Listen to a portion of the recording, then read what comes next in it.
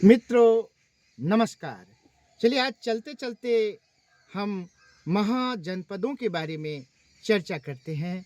हमारे साथ उपस्थित हैं कटिहार निवासी अजय सर जी। कृपया चर्चा आरंभ किया जाए। जी देखिए, आज हम लोग का विषय वस्तु 16 महाजनपदों का उदय के संबंध में है। जी। अगर आप एंशियंट हिस्ट्री पढ़ेंगे तो एंशियंट हिस्ट्री में छठी शताब्दी ईसा पूर्व में 16 महाजनपदों का उदय हुआ है। हमारे यहाँ जो स्टार्टिंग प्रोसेस था वो पहले हम लोग ग्रामीण समुदाय में थे, कबीलाई समाज था हमारा। कबीलाई समाज से फिर हम लोग ग्रामीण समुदाय में आए, फिर उसके बाद जनपद बना, जनपद के बाद बड़े बड़े महाजनपद ही बने। तो छठी शताब्दी ईसा पूर्व बुद्ध काल के समय में आपके यहाँ कुल 16 महाजनपदों का उदय मिलेगा आपको। अच्छा जिसमें सर कि जी, इन महाजनपदों का जो उल्लेख है किन ग्रंथों में मिलता है? महाजनपदों का उदय, अगर आप इसकी साहित्यिक स्रोत पर बात कीजिएगा तो दो साहित्यिक स्रोत बहुत महत्वपूर्ण है, एक बौद्ध साहित्य और एक जैन साहित्य। जी। बौद्ध साहित्य में अगुंतर निकाय जब आप पढ़ेंगे तो अगुंतर निकाय में आपको 16 महाजनपदों का उल्लेख मिल जाएगा। और जबकि जैन धर्म में, जैन साहित्य में भगवती सूत्र एक पुस्तक है, उस भगवती सूत्र में भी आपको 16 महाजनपदों के उदय का उल्लेख मिलता है। बाद में अगर आप देखिएगा तो पाणिनि के द्वारा जो अष्टाध्यायी पुस्तक लिखी गई है उसमें भी 16 महाजनपदों का जिक्र है, लेकिन ऐतिहासिक रूप से जैन साहित्य भगवती सूत्र और बौद्ध साहित्य अगुंतर निकाय दोनों में 16 महाजनपदों का उल्लेख मिलता है। चलिए अब हम बारी बारी से चर्चा करेंगे। जैसे कि हमारा जो बिहार प्रदेश है, बिहार प्रदेश में कितने महाजनपद थे? देखिए, बिहार का एक स्वर्णिम इतिहास रहा है। ये अलग बात है कि आज के दौर में बिहार बहुत पिछड़ चुका है, लेकिन अगर आप देखिएगा तो जिस वक्त पूरे वर्ल्ड में कोई अगर साम्राज्य हुआ करता था तो उस साम्राज्य का नाम मगध साम्राज्य हुआ करता था। जी। और 16 महाजनपदों में मगध साम्राज्य एक ऐसा साम्राज्य था जो रसिया तक अपने आप को यहाँ, यानी कि मगध साम्राज्य की राजधानी जो शुरुआत में गिरिव्रज है, फिर बाद में राजगिरी हुई, फिर बाद में पाटलिपुत्र हुई। आपको मैंने पिछले वीडियो में बताया था कि सम्राट अशोक द्वारा आप देखिएगा तो ईरान आपका रसिया के आसपास के इलाके तक उनका कब्जा है और वहाँ तक शासन चला रहे हैं। पाटलिपुत्र में एक बैठा शासक पूरे ईरान तक कंट्रोल किए हुए हैं। तो मगध साम्राज्य का एक स्वर्णिम इतिहास रहा है। तो बिहार में अगर महाजनपद में देखिएगा तो बिहार में एक सबसे महत्वपूर्ण महाजनपद मगध साम्राज्य रहा आपका। अच्छा, मगध अच्छा। महाजनपद। हालांकि अगर मैं बता दूं आपको कि 16 महाजनपदों में सबसे शक्तिशाली महाजनपद मगध साम्राज्य ही था। सबसे शक्तिशाली मगध और ही ये था। मगध आज की डेट में अगर आप देखिएगा तो बौद्ध गया और आपका पटना के आसपास का जो इलाका आप देख रहे हैं वो उस वक्त मगध साम्राज्य का पार्ट था। जी जी जी जी जी। और मगध साम्राज्य के बाद दूसरा मेजर महाजनपद वज्जी था। वज्जी 8 राज्यों का संघ हुआ करता था। अच्छा अच्छा। वज्जी संघ था। वज्जी को अगर आप देखिए तो आपको वज्जी संघ के रूप में मिलेगा, संघ या गण है। जिसमें कुल 8 राज्यों का वह संघ हुआ करता था, जिसकी राजधानी वैशाली हुआ करती थी। जी, इस वज्जी संघ में ही वो जन्म लिए थे भगवान महावीर। हाँ, बिल्कुल बिल्कुल। भगवान महावीर का जन्म स्थान वज्जी संघ ही है। वज्जी लिच्छवी कुल में वो पैदा हुए थे। तीसरा आपका अंग महाजनपद है। आप देखिए तो मुंगेर और भागलपुर का जो इलाका है आज की डेट जी में, जी जी जी। वो आपका अंग महाजनपद रहा है और अंग महाजनपद की राजधानी चंपा थी। जी जी। हालांकि आपको मैं इसके बारे में बता दूं कि मगध सम्राट बिंबिसार हुए। बिंबिसार द्वारा अंग का अपने साम्राज्य में मिला लिया गया और अंग का अस्तित्व नहीं बचा आपका। तो अंग महाजनपद का जो विलय हुआ है वो बिंबिसार के समय में ही हो गया है। अच्छा, बिहार के महाजनपद हो गए मगध, मगध और वज्जी और अंग। अब हम उत्तर प्रदेश में जाते हैं। हाँ, उत्तर प्रदेश में बहुत ज़्यादा महाजनपद आपको दिखाई पड़ेंगे। जैसे कि उत्तर प्रदेश में पहला आपको कोसल मिल जाएगा। जी। कोसल आज की डेट में कोसल आपका लगभग अवध का क्षेत्र यूपी के आसपास का क्षेत्र है। राजधानी उसकी श्रावस्ती हुआ करती थी। तो कोसल की राजधानी श्रावस्ती है। बुद्ध ने अपने सर्वाधिक प्रचार प्रसार कोसल की राजधानी श्रावस्ती में ही किए थे। वहीं के एक राजा थे प्रसेनजित, जो बुद्ध के अनुयायी भी बने आपके। प्रसेनजित के समय में ही अंगुलीमाल डाकू का जिक्र आता है, वो भी उन्हीं के क्षेत्र में। बहराइच और गोंडा जिला की सीमा में उन्होंने प्रवेश किया था। कोसल महाजनपद हो गया। दूसरा अब उधर जाते हैं तो मल्ल महाजनपद भी महत्वपूर्ण है जी। मल्ल महाजनपद की राजधानी कुशीनगर थी और पावापुरी भी बहुत किताबें मिलेगा आपको। तो मेन राजधानी उसकी कुशीनगर थी। यहाँ से एक मेजर क्वेश्चन है कि महात्मा बुद्ध का जो महापरिनिर्वाण हुआ है, यानी मृत्यु की प्राप्ति, उनको 483 बीसी में यही मल्लों की राजधानी कुशीनगर में ही हुई है। जी तो जी। बुद्ध द्वारा जो अंतिम सांस लिया गया है वो मल्ल महाजनपद के राजधानी कुशीनगर में ही लिया गया है। और अन्य? और अन्य में सूरसेन है, सूरसेन की राजधानी मथुरा है। जी। आज की डेट में आप जान ही रहे मथुरा यूपी का ही पार्ट है। काशी?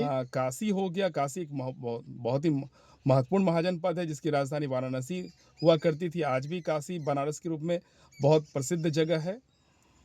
काशी हो गया। मल्ल आपको बता ही दिया मैंने। वत्स? वत्स भी बहुत मेजर महाजनपद रहा आपका, और वत्स की राजधानी कौशाम्बी थी।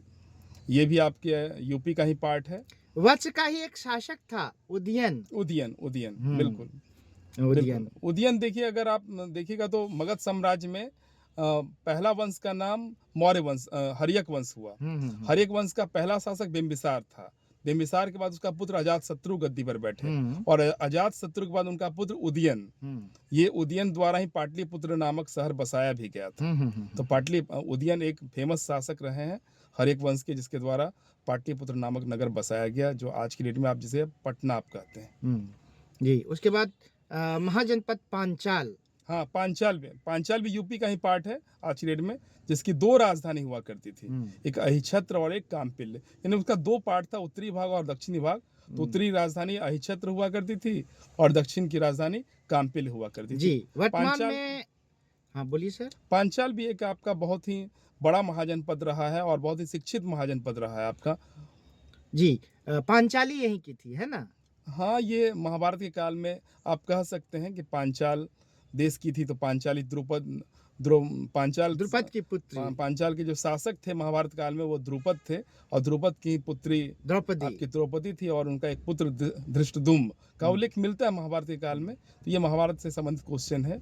यह वर्तमान में उत्तर प्रदेश के बरेली, बदायूं और फर्रुखाबाद जिलों का क्षेत्र है। वर्तमान में यही इलाका आएगा आपका। और अब हम प्रवेश करते हैं मध्य प्रदेश में। मध्य प्रदेश में आपको 2 महाजनपद मिल जाएंगे, एक चेदी और दूसरा आपका उज्जैन, ये अवंती। चेदी की राजधानी शक्तिमती है और अवंती की राजधानी उज्जैनी या महिष्मती। हाँ, 2 राजधानियां एक थी। बहुत ही फेमस पिक्चर इधर आई थी, बाहुबली। अगर आप नहीं देखें तो देख लीजिएगा, उसमें उज्जैन का ही पूरा चित्रण किया गया है। उज्जैन में एक महाकाल मंदिर है, महाकालेश्वर का मंदिर 12 ज्योतिर्लिंगों में से एक है। बहुत ही शक्तिशाली वह मंदिर है, क्योंकि यहाँ भगवान शिव का जो ज्योतिर्लिंग है वह दक्षिण मुखी है। जी बिल्कुल 12 ज्योतिर्लिंगों में एकमात्र यही ज्योतिर्लिंग है जो कि दक्षिण मुखी है। तो मध्य प्रदेश में आपने 2 बताए सर। मेरी भी इच्छा है कि मैं महाकालेश्वर मंदिर एक बार घूम करके आऊँ। तो एक अवंती और दूसरा चेदी हो गया। अब हम दिल्ली के आसपास के क्षेत्र में जाते हैं, कुरु महाजनपद। दिल्ली के आसपास में, दिल्ली को ना कह करके अगर हम हरियाणा का आसपास का एरिया कहें तो ज्यादा कहना सही होगा। आपका वो जो कुरु महाजनपद है वो वर्तमान में हरियाणा जिले के आसपास पड़ेगा। जी। उसके कुरु महाजनपद वो इंद्रप्रस्थ है, ऑब्लिक आप हस्तिनापुर भी कह सकते हैं। तो इंद्रप्रस्थ ऑब्लिक हस्तिनापुर के नाम से राजधानी उसकी हुआ करती थी। तो कुरु महाजनपद हो गया आपका। ये आपके दिल्ली और हरियाणा के आसपास के एरिया में आज की डेट में। दक्षिण की ओर जाते हैं तो 16 महाजनपदों में मात्र एक खासियत मैं आपको बता दूं कि एकमात्र महाजनपद दक्षिण में था, जिसका नाम था अस्मक। जी। आज जो आप गोदावरी नदी देख रहे हैं, गोदावरी नदी के तट पर वो अस्मक महाजनपद हुआ करता था।